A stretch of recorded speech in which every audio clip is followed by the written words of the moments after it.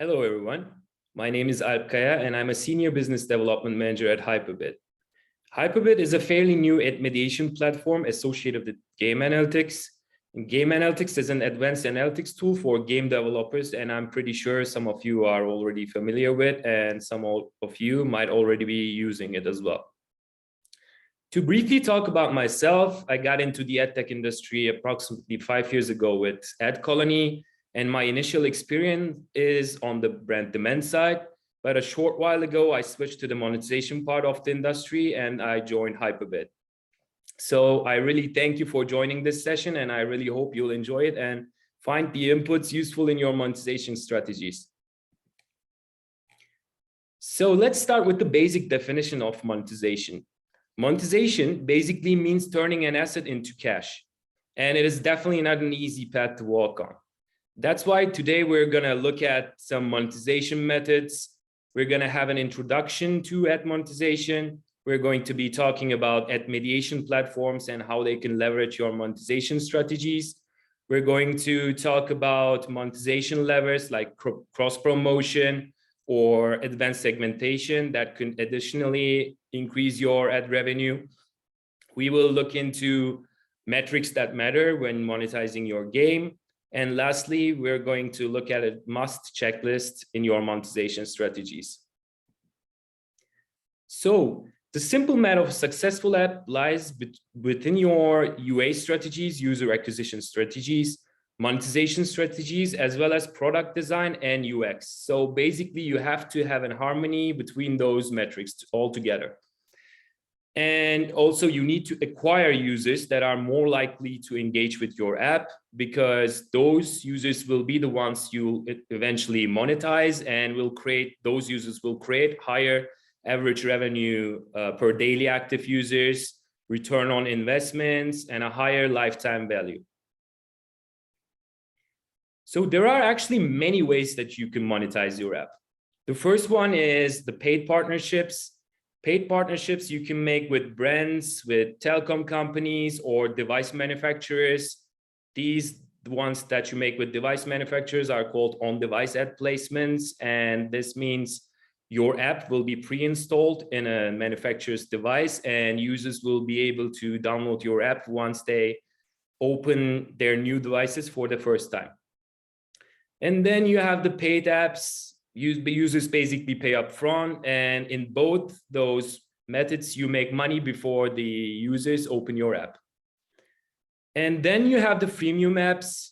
You basically make a part of your app for free and ask the users to subscribe or pay additionally to make the whole app eligible.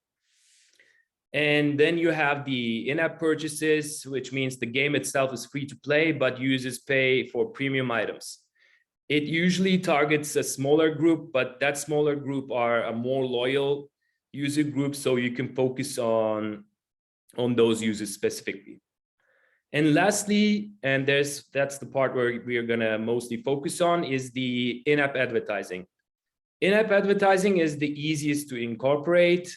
It does necessarily not depend on a purchase decision of a user, and that method of ads applies to all the users, basically.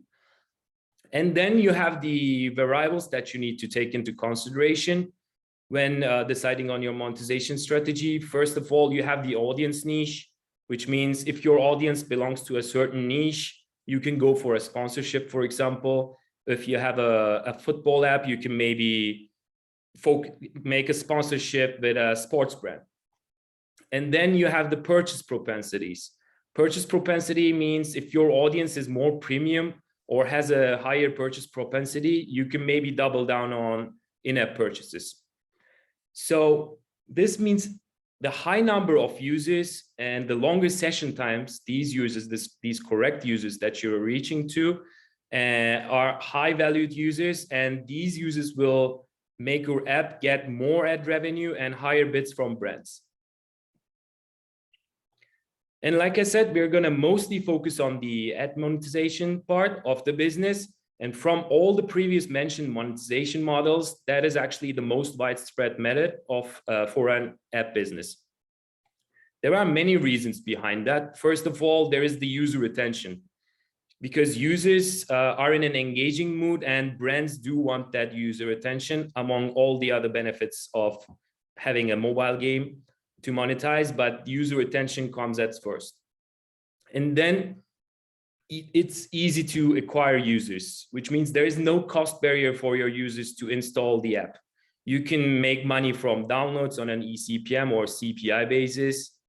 And also using ads in your apps, make your app free. So basically it enables you to make your app free. Ads are easy to implement and they can use contextual targeting to better reach your audience. And if they are considered as a part of your app's creative process, they can even be fun for the users. So this is a very important point. So make your users, not make your users watch an ad, make them want to watch your ads. And then lastly, there's the proportional product growth that depends on how well your app is performing. More users you get, more engagement you create. By more engagement, it means placing ads more naturally with better incentives, for example. And the higher quality of users you have in your app, these all will result in higher ad revenue. And there's this first step to decide on what ad models you will use in your app. And these ad spaces that you create are called ad placements. So we have a variety of ad placements. And the first one is the banners. Banners are 320 to 50 display ads. They are non-intrusive, so they can appear during the game as well. Then you have the native in-feed ads. These type of ads you come across when scrolling down in a feed. For example, social media could be a good example. Those are organically flowing ads, I might say.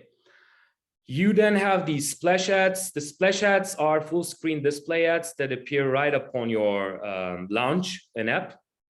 And similarly, you have the interstitial ads, which are placed a little differently from the splash ads. These are full screen display ads. These are designed to place between content or between levels in your games. And then you have a very popular one, which is called rewarded ads. These are performing really well because they only appear if a user chooses to watch an ad. And in return, the user gains a benefit within the game, such as a level pass or a new skin for your character, for example. And these type of ads create higher VCR rates, which means higher video completion rates. And lastly, an ad model that becomes very popular and that seems to become more and more popular is called in-game ads. They're organically blended ads that don't interrupt the user experience. And these could be placed on a billboard within a racing game, for example, and they're non-intrusive as well. And those ads can be measured like the other ones can be measured as well. So the industry is shifting some focus towards those ads as well. And as for the ads types, what you can place or what your brands could place in your ad zones, ad placements are simple text, static images, could be videos, could be rewarded videos or regular videos that appear between levels. The performance will definitely depend on the model that you put. Product listings, a lot of e-commerce brands, for example, chooses those type of product listing ad models. Then you have the offer walls. An offer wall is basically a list with incentives to get users accomplish certain events. For example, an extra benefit they can reach if they reach level 25, and they also increase retention a lot as users tend to come back to your game more often to collect those benefits. So choosing the ad placement is very important and is a strategic decision. The short answer to what type of ad placements to choose, actually, you have to have a combination of ad placements, and how to decide is some ad placements work better in different genres. So you need to test, you need to observe and choose the right ad placements for your apps. So first you have the hyper casual and casual games that typically don't have a virtual economy. So mostly banners, interstitials, and rewarded videos for additional content works the best for those type of game genres. And hyper casual compared to casual games do have shorter session times. So the ads are actually being shown in the beginning of the user journey. And on the other hand, you have the social, casino, and shooter type of games that have virtual economy, and this means you will be able to benefit from a full extent of rewarded zones or offer walls. And for your ad placements, analyzing the product is pretty important. You need to analyze where your users spend the most of their time in your app, so you can place your ads there. And then you have to analyze where your users drop off the game. So stages where users find the game hard, you can maybe place a rewarded ad zone, which then would perform very well. And this means you will make more ad revenue from those ad zones. And also, like I previously said, you shouldn't make ads a mandatory to fully access your game, but try to make them as a cool bonus, so users would rather choose to watch that ad. And also, when placing an ad, identify what stage your users are in order to tailor your ad monetization strategy. For example, your goal for the new users should be retaining them and not bombarding them with with a lot of ads. The already engaged users have a higher tolerance to ads, so you can focus your monetization strategies towards the users that you already acquired and are already loyal to your game. And try to make your ads as seamless as possible. That is important because there's an important trade-off, and you should try to find the equilibrium between user experience and ad monetization, because if you bombard the users with too many ads, you might lose those users, which we call churned users. So having set up your ad zones, now you need to bring in ads into these spaces. What brands mostly do is they are working with multiple ad networks and ad exchanges to find the apps that would accurately reach their target audience and have higher eCPMs. You can either manage your relations with each ad network separately, or you can also use an ad mediation platform. So let me get into a little bit of detail with ad mediation platforms for those who are not very familiar with ad mediation platforms. An ad mediation platform basically effectively manages auctions between competing ad bids for your ad inventory, and they work to maximize your ad revenue. And how they work, how they operate is every time a user opens your app,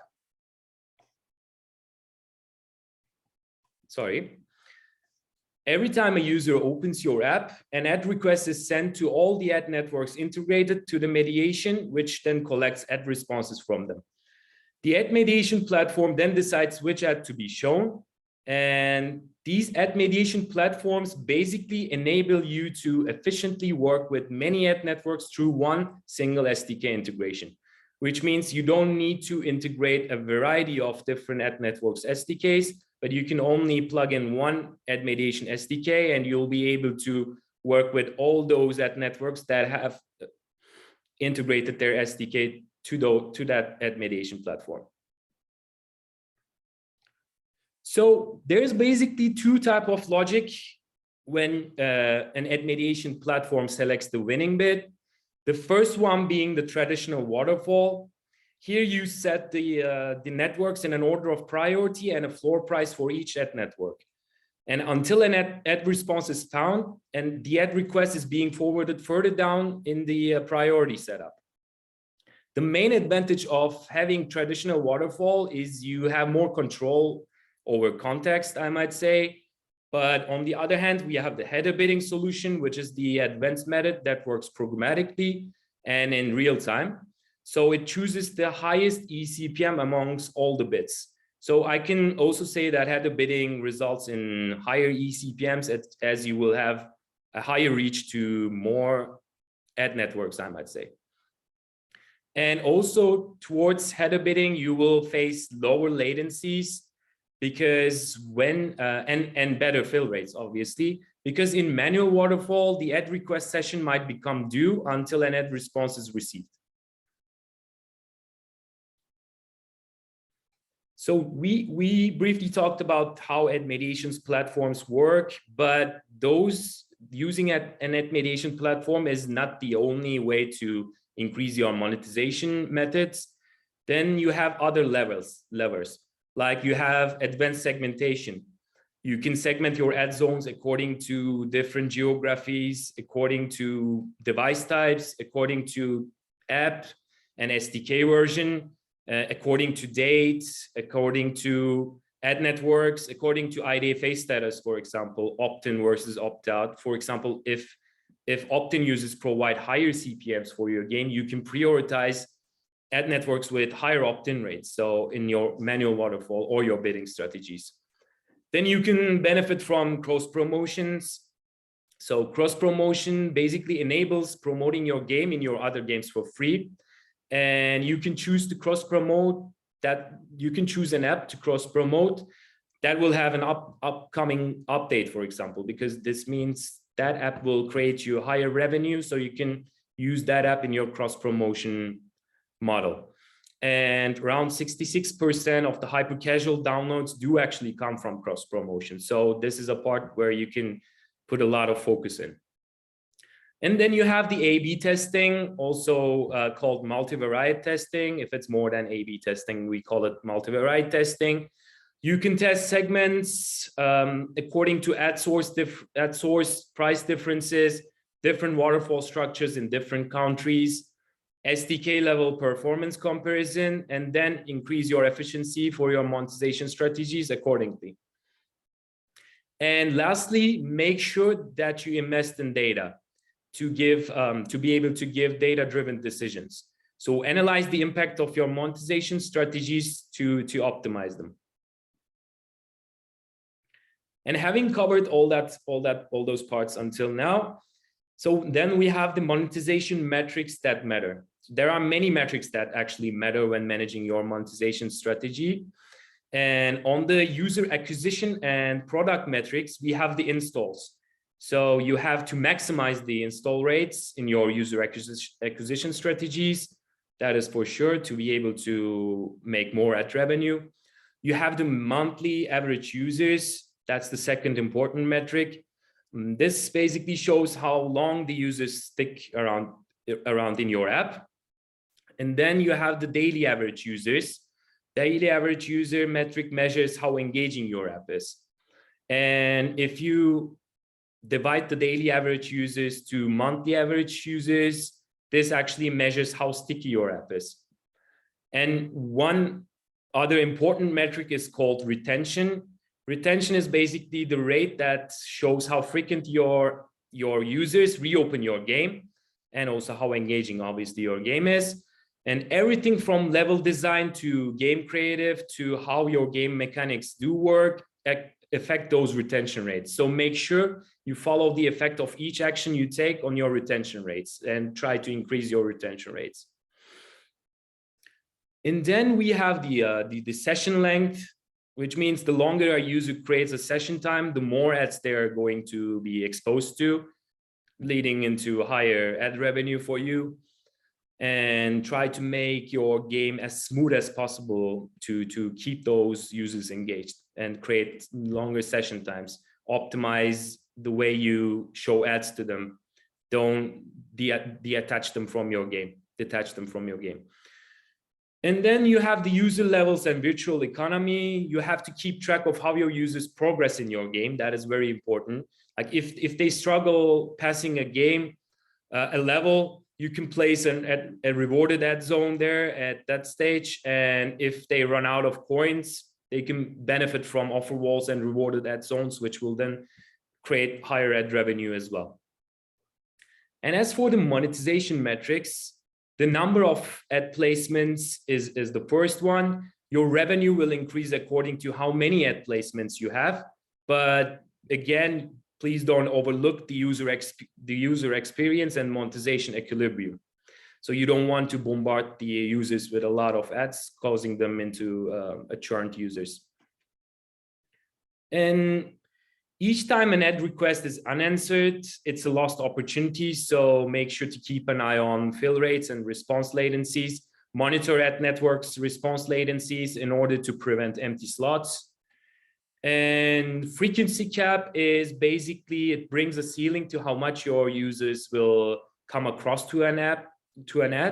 And this will make sure a user has the right balance of a user experience and monetization equation. And eCPMs mean if you have high number of users, longer session time, and high valued users, the impression in your app becomes more valuable for brands, and you will make higher effective CPMs, so more revenue for you. And lastly, the number of ads you serve and the value of each impression show your revenue. You also want to keep an eye on average revenue per daily active user, average revenue per user, and average revenue per paying user to find out the lifetime value of a user. Because the lifetime value of a user should be greater than the user acquisition cost to make your business profitable. So I hope you enjoyed everything so far, and let's go briefly over everything, as we have the checklist that is mandatory to check all those necessary boxes on the left side. And to succeeding in your monetization strategy, you have to maximize the number of ad networks. To find the networks with your target audiences, and to compare the eCPMs, the ad revenue between different ad networks. And when choosing, if you decide to go with an ad mediation platform, make sure that ad mediation platform is neutral, because fair competition in bids do actually result in higher eCPMs. So all the ad networks should be treated equally. And then you have the design and user experience. The more monetization method feels organic and it's like a fun bonus, like I said, in your game, the more ad performance you would receive. And also one other important part is you should keep an eye on your competitors. So download games from your genre and keep playing to analyze how your competitors do monetize models, how they blend it in those ads.